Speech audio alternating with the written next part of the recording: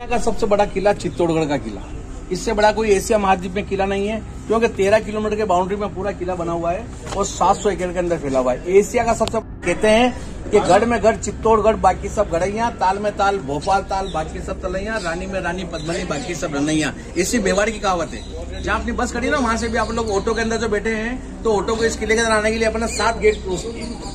ऐसे चक्री शहर में 7 दरवाजे पार किए, 7 दरवाजे पार करके टॉप पे यहाँ तक पहुंचे हैं। जमीन से 600 फीट की ऊंचाई पे भी अपन लोग खड़े हैं और बॉम्बे सिविलाइजेशन की ऊंचाई बनती है 1850 फीट। तो ये किला एक्चुअल में देखने के लिए कम है और समझने के लिए ज्यादा है। हिस्ट्रिकल पैलेस है, नॉट लग्जरी आइटम। जितना अपन किले के अंदर घूमेंगे सारा खंडर इसी किले से संबंध रखता है, इसी किले देखने सुनने समझने के लिए मिलेगा।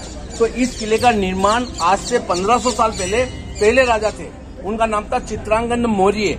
मौर्य वंश राजा ने इस किले का निर्माण किया था 5वीं सदी में, और 5वीं से लेकर 16वीं सदी तक इस किले के ऊपर 54 राजाओं ने राज किया। और हर राजा ने इस किले के अंदर देखने के लिए बहुत सुंदर सुंदर महल और बहुत खूबसूरत मंदिर बनवाए थे। उस जमाने के अंदर किले के अंदर देखने के लिए 113 मंदिर थे, 76 महल थे, 84 पानी के वाटर टैंक थे और 5 बड़े बड़े तालाब थे। अगर उस टाइम में अपन इस किले को जो घूमते ना, तो 2 दिन में अपन से पूरा किला घूमने में नहीं होता। इतने मोन्यूमेंट्स और देखने के लिए दर्शन थे इसके अंदर। लेकिन इस किले के ऊपर आक्रमण 32 आक्रमण हुए इस किले के ऊपर, 32 हमले में से यहाँ के सारे हमले यहाँ के राजा लोग जीत गए, लेकिन 3 हमले यहाँ के राजा लोग हार गए। जो 3 हमले यहाँ के राजा लोग हारे, तो 3 बार यहाँ पे अग्नि स्नान हुआ। अग्नि स्नान का मतलब होता है जिंदा आग के अंदर जल के खत्म होना है, तो उसको बोलते हैं जोहर। तो 3 बार यहाँ पे जोहर जला गया। पहला जोहर हुआ था सन था 1303, दिल्ली के सुल्तान थे अलाउद्दीन खिलजी, उन्होंने इस किले पर हमला किया था कि महारानी पद्मनी को जीतने के लिए। ऐसा कहते हैं कि महारानी पद्मनी इतनी सुंदर थी कि पानी पीती तो गले से नजर आता था।